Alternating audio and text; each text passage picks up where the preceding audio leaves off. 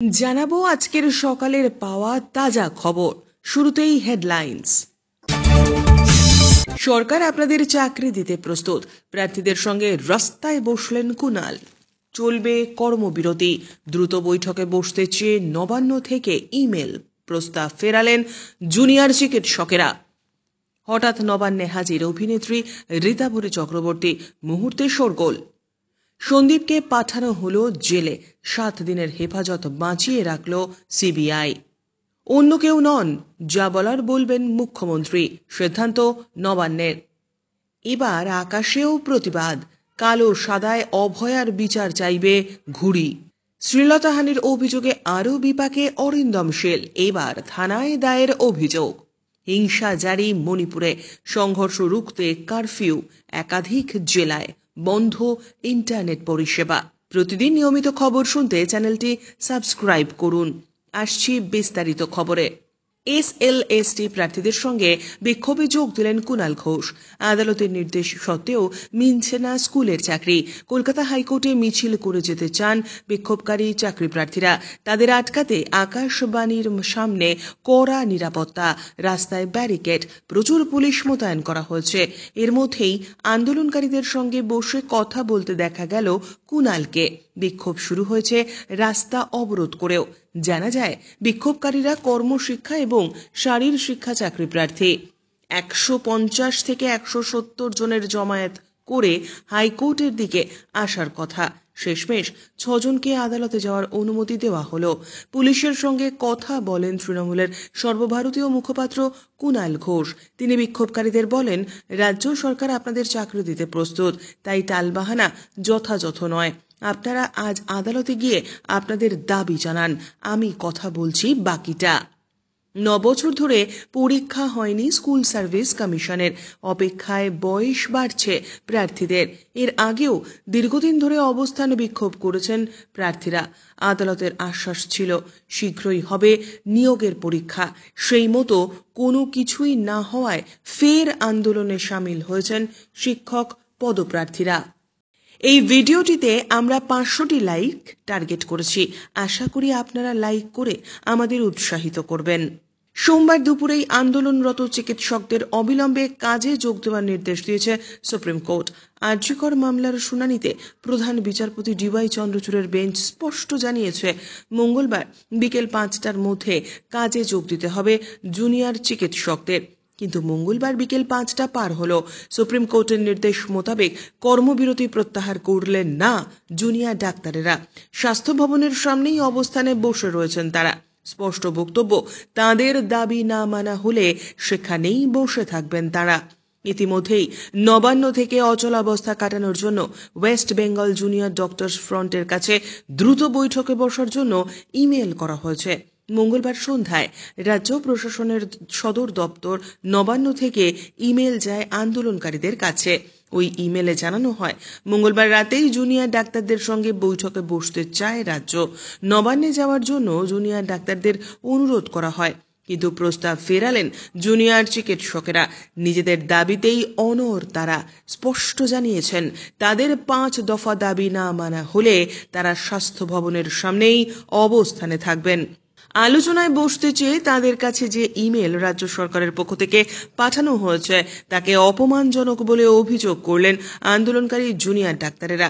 এদিন সন্ধ্যায় নবান্নে গিয়ে বৈঠকে বসার অনুরোধ জানিয়ে জুনিয়র চিকিৎসকদের কাছে ইমেল আসে রাজ্য সরকারের পক্ষ থেকে। স্বাস্থ্য প্রতিমন্ত্রী চন্দ্রিমা ভট্টাচার্য জানান, মুখ্যমন্ত্রী নিজে জুনিয়র চিকিৎসকদের সঙ্গে বৈঠকে বসার জন্য নবান্নে অপেক্ষা করছিলেন, যদিও রাজ্যের এই প্রস্তাব ফিরিয়ে দিয়েছেন আন্দোলনকারী চিকিৎসকেরা। প্রিয় দর্শক বন্ধু, আমাদের খবরগুলি আপনাদের ভালো লাগলে অবশ্যই লাইক করে দেবেন, এতে আমরা আরও উৎসাহ পাব। আরজিকরের ঘটনায় এই মুহূর্তে উত্তাল দেশ সহ বিদেশ। সারা দেশ জুড়ে চলছে প্রতিবাদ মিছিল। সকলের একটাই উদ্দেশ্য, ন্যায় বিচার। তরুণী চিকিৎসকের সুবিচারের দাবিতে রাস্তায় নেমেছে 8 থেকে 80 সকলেই। পাশাপাশি জুনিয়র চিকিৎসকেরাও তাদের আন্দোলন চালিয়ে যাচ্ছেন। আরজিকরের ঘটনার রেশের মধ্যেই টলিপাড়ায় চলছে ধুন্ধুমার কাণ্ড। দক্ষিণী ইন্ডাস্ট্রিতে যখন হেমা কমিশনের সুবাদে নানা নামী ব্যক্তিদের মুখোশ খুলে গিয়েছে, ঠিক তখনই টলিউড ইন্ডাস্ট্রিও তোলপাড়। টলিউডের স্বনামধন্য ব্যক্তিদের বিরুদ্ধে নারী নির্যাতনের অভিযোগ সামনে এসেছে। ইতিমধ্যেই পরিচালক অরিন্দম শীলের বিরুদ্ধে উঠেছে যৌন হেনস্থার অভিযোগ। অনির্দিষ্টকালের জন্য অরিন্দম শীলকে সাসপেন্ড করেছে ডিরেক্টরস অ্যাসোসিয়েশন। এফআইআর দায়ের করা হয়েছে পরিচালকের নামে। সম্প্রতি সোশ্যাল মিডিয়ায় এই আবহের মধ্যে একটি পোস্ট করেছিলেন টলিউড অভিনেত্রী ঋতাভরী চক্রবর্তী। তিনি জানিয়েছিলেন অতীতে টলিপাড়ায় তিনিও যৌন হেনস্থার শিকার হয়েছিলেন এবং নিজের সেই পোস্টে মুখ্যমন্ত্রী মমতা বন্দ্যোপাধ্যায়কে ট্যাগ করে বাংলা চলচ্চিত্র জগতে যৌন হেনস্থা রুখতে পদক্ষেপ করার অনুরোধ জানান অভিনেত্রী। ঋতাভরী নিজের পোস্টে মুখ্যমন্ত্রীকে ট্যাগ করে লেখেন, দিদি, আমাদের ইন্ডাস্ট্রিতেও তদন্তের প্রয়োজন আছে এবং সেটা এখনই করতে হবে। সবচেয়ে বড় কথা হলো ধর্ষণ বা যৌন হেনস্থার ঘটনা আবারও ঘটে যাক, সেটা চাই না। এমনটা দিনের পর দিন হতে পারে না। পোস্টে বিস্ফোরক মন্তব্যের পর থেকেই শিরোনামে রয়েছেন অভিনেত্রী ঋতাভরী। শেষ পর্যন্ত দেখুন ভিডিওটি, আছে আরও কয়েকটি গুরুত্বপূর্ণ খবর।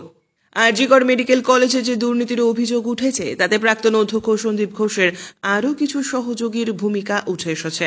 মঙ্গলবার আলিপুর আদালতে এমনটাই দাবি করল সিবিআই। বিচারকের নির্দেশে সন্দীপ, সুমন হাজরা, বিপ্লব সিংহ এবং আফসার আলীকে মঙ্গলবার নিজাম প্যালেস থেকে সশরীরে আলিপুর আদালতে হাজির করেছে সিবিআই। চারজনকেই 23 সেপ্টেম্বর পর্যন্ত বিচার বিভাগীয় হেফাজতে পাঠানোর নির্দেশ দিয়েছেন বিচারক। তারা আপাতত জেলেই থাকবেন। এখনই নিজেদের হেফাজতে চাইল না সিবিআই। আরও তথ্য প্রমাণ পেলে তারা ভবিষ্যতে আবার হেফাজতে চাইতে পারবে সন্দীপকে। সেজন্য 7 দিনের হেফাজত বাঁচিয়ে রেখেছে তারা।